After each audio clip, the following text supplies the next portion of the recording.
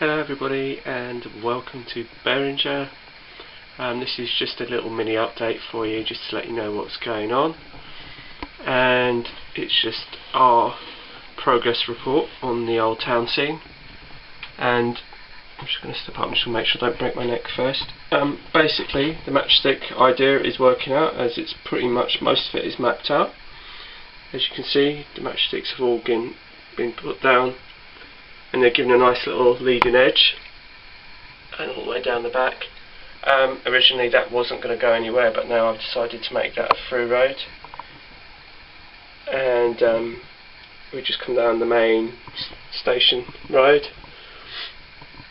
and as you come into the bus station, again the matchsticks have gone round, and I think it produces such a lovely little outline, and all the bays have been mapped out.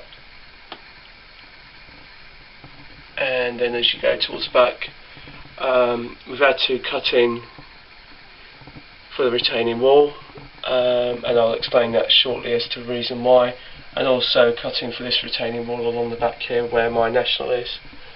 And then after we've got a little, to mark out the bay, we've got this little bit here, and that will be turfed.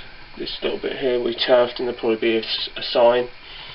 And a little tip that I'm going to be using for this is, if you want to make your road sign, again, the sprues that we used for the time boards and the destination displays is what we'll be using for that. So again, it's another use for those. The reason why the retaining walls have been moved inwards is because, unfortunately, this is a Metcalfe PO276, which is the same as the PO277 that's marked here, except it's in brickwork red. Unfortunately, the measurements that were on the Metcalfe website were slightly incorrect, which means that they are slightly wider, so consequently the spaces that I had marked out for this row, I've only just built one just to try and gauge the depth and everything. So basically I've had to make it a little bit bigger.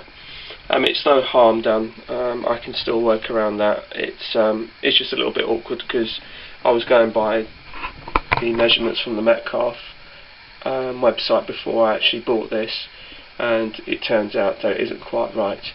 But nonetheless, it isn't a huge drama. What I've had to do is paint an extension here on the road. As you can probably tell, it's slightly wet, but that doesn't matter because that just reduces the middle section slightly for me to work with. The matchsticks have also been extended to the back seam there, all the way down to the end to where B&Q is, and also where my van is. I haven't curved it around here yet, actually. That's a little job that I was meaning to do, but I've been so busy today. So I've also been doing some track work underneath this particular board because I didn't want to get too involved in this board until I'd completed the track that was underneath it. And so that was another job that I was doing today, but obviously there's no point really showing you that because there isn't really much to tell, to be perfectly truthful. Here, B&Q still remains. I haven't done anything else to it, but the only thing I have done is I've just painted in this bus bay, which is why the masking tape is still here.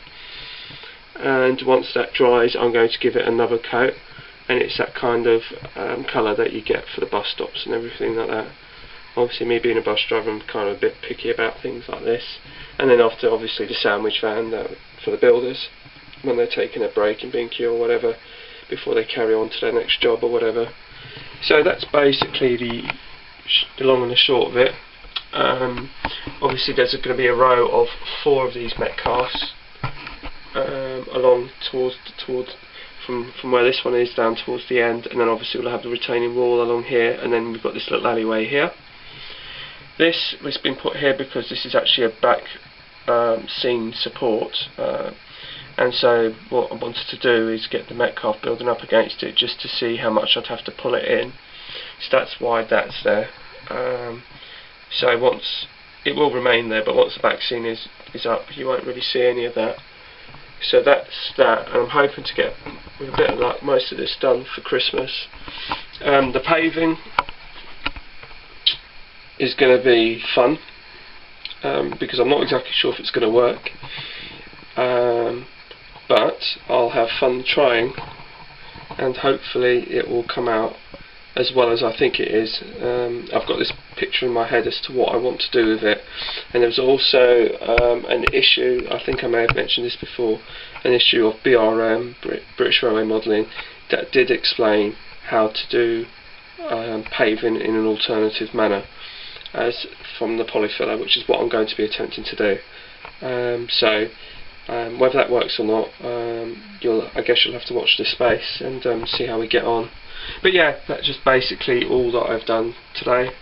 I mean, I say it's all that I've done today, but I have to say, anyone attempting to use the matchstick idea, it's a very, just ask Jason from 5 Elms, he'll tell you, it's a very laborious and tedious job, because here's my little pile of matchsticks, and you've got obviously the nib of the match on that end, and then you've got to individually cut them all off, and then you've individually got to glue them down, and you might have to shorten some of them to get around the corners and all the rest of it. So it is very time consuming and laborious, but I like how it's come out.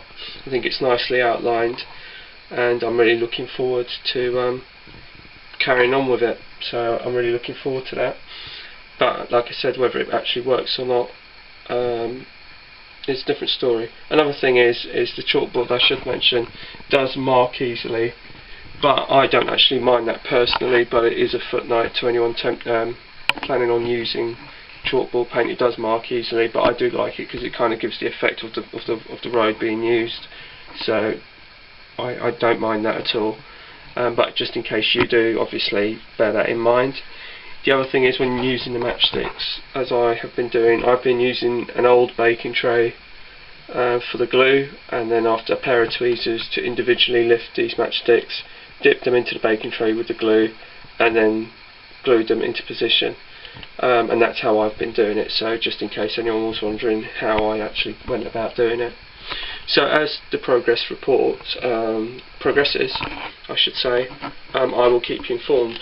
One other thing about the bus bays is that all these matchsticks are all the same length when they're cut down, so, and they happen to be the perfect width for these buses and coaches, for these EFE buses and coaches, apart from that one in the middle, the Atlassian, which is a Brit bus.